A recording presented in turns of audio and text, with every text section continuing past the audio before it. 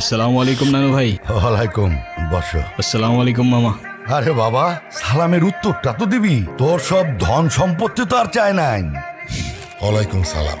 রবির মেজাজ দেখছিস? ভালো করে এক কাপ চা বানায় না দে। এই রবি, ওর সাথে একটু গল্প গুজব কর না।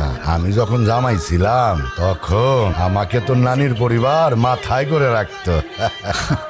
তার তো কারণ ছিল আব্বা, সেটা আপনি খুব ভালো করে জানেন।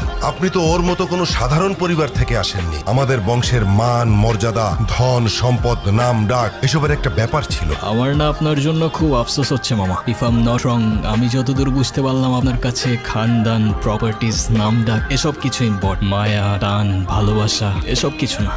আমার ভাগ্নিকে তো বিয়ে করেছো, তা বউকে কি খাওয়াবে? সকাল বেলায় এক বাটি প্রেম আর রাতের বেলায় এক বাটি ভালোবাসা। আরে মামা, আমারই তো বউ, কতটুকুই বা খাবে বলেন?